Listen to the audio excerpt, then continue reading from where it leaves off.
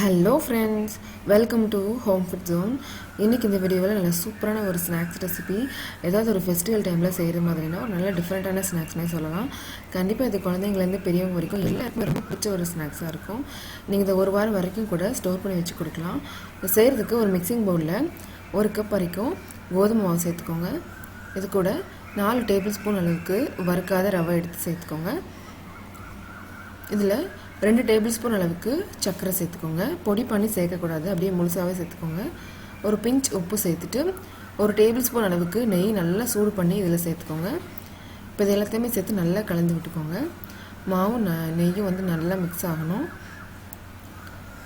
சூடாக இருக்கும்போது ஸ்பூன் வச்சு மிக்ஸ் பண்ணிவிட்டு இப்போ கை வச்சு நல்லா அந்த மாதிரி பிசைஞ்சு மிக்ஸ் பண்ணிக்கோங்க.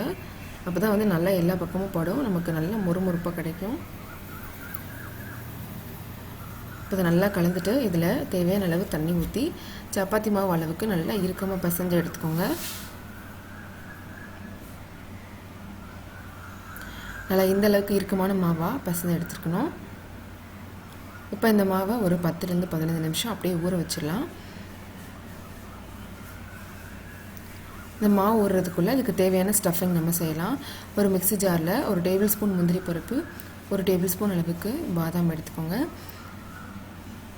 2 டேபிள் ஸ்பூன் அளவு வேர்க்கடலை எடுத்துக்கோங்க. வறுக்காத வேர்க்கடலை எடுத்துக்கோங்க. 3 ஏலக்காய், 1/2 கப் அளவுக்கு தேங்காய் எடுத்துக்கோங்க. 2 டேபிள் ஸ்பூன் அளவுக்கு சர்க்கரை. இது எல்லாத்தையுமே சேர்த்துட்டு பவுடரை அரைக்கக்கூடாது, கொஞ்சம் கொரகொரப்பாக இந்த மாதிரி இருக்கிற மாதிரி அரைச்சி எடுத்துகிட்டு வந்துடுங்க. இப்போ நமக்கு தேவையான ஸ்டஃபிங் ரெடி. நம்ம ஏற்கனவே ஊற வச்ச மாவை திரும்பவும் ஒரு தடவை எடுத்து நல்லா அந்த மாதிரி பிசைஞ்சு எடுத்துக்கலாம். இந்த மாவு வந்து 4 டிவைட் பண்ணி உருண்டைகளாக செஞ்சு எடுத்துக்கோங்க. இதை தேய்க்கிறதுக்கு நல்லா வந்து அடியில் எண்ணெய் தடவி விட்டுக்கோங்க. அப்புறமா தேய்க்க ஆரம்பிக்கலாம். சப்பாத்திக்கு தேய்க்கிறத விட இன்னும் கொஞ்சம் தடிமனாக இருக்கிற மாதிரி தேய்ச்சி எடுத்துக்கோங்க. இதில் நம்ம ஏற்கனவே அரைச்சி எடுத்து வச்சுருக்கிற தேங்காய் ஸ்டஃபிங் எடுத்து சேர்த்துக்கலாம். 2 to 3 டேபிள் ஸ்பூன் வரைக்கும் சேர்த்துட்டு நல்லா இந்த மாதிரி பரப்பி விட்டு கையை வச்சு நல்லா அழுத்தம் கொடுத்து எடுத்துக்கோங்க. அப்போ தான் உங்களுக்கு பிரியாமல் இருக்கும். இதை ஒரு சைடு கார்னர்லேருந்து இந்த மாதிரி ரோல் பண்ணி எடுத்துக்கோங்க. நல்லா இறுக்கமாக ரோல் பண்ணிக்கோங்க. நல்லா ரோல் பண்ணிவிட்டு 2 சைடும் நல்லா சீல் பண்ணிக்கோங்க. திரும்பவும் இதை வந்து நல்லா ஒன்று போல் ஈவனாக இருக்கிற மாதிரி உருட்டி எடுத்துக்கோங்க. எனக்கு கொஞ்சம் அன்ஈவனாக இருக்கும், நடுவில் தடிமனாக சைடில் ஓரங்கள்லாம் கொஞ்சம் உள்ளே இருக்கும். அந்த மாதிரி இல்லாமல் இந்த மாதிரி ஒன்று போல் உருட்டிட்டு இதெல்லாமே கட் பண்ணி எடுக்கலாம்.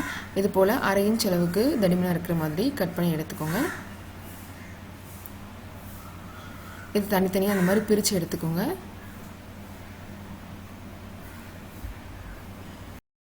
கை வச்சு இந்த மாதிரி நல்லா அழுத்தம் கொடுத்து நல்லா ஒரு ஷேப்பில் செஞ்சு எடுத்துக்கோங்க. அப்போ தான் உங்களுக்கு வந்து எண்ணெயில் போடும்போது பிரியாமல் வரும். இப்போ இதே போலவே ஒவ்வொரு பேட்சாக செஞ்சு கட் பண்ணி இந்த மாதிரி நல்லா அழுத்தி எடுத்து செஞ்சு வச்சுக்கோங்க. அப்புறமா நம்ம இதை பொரிச்சு எடுக்கலாம். இதை பொரிக்கிறதுக்கு தேவையான அளவு எண்ணெய் சூடு பண்ணிக்கலாம். இது மூழ்கிற அளவுக்கு நிறைய எண்ணெய் ஊற்றணும் தேவையில்லை. இந்த மாதிரி ஒரு பாதி அளவு எண்ணெய் ஊற்றினாலே போதும். இதை பொரிச்சிருக்கு சிம்மில் வச்சு பொரிக்கணும். நல்லா ஒரு சைடு கலர் மாதிரி வந்ததும் இதை நம்ம திருப்பி விடலாம். நல்லா சிம்மில் வச்சு பொரிச்சா தான் நீங்கள் ஸ்டோர் பண்ணி வச்சு யூஸ் பண்ணுறதுக்கு நல்லாயிருக்கும்.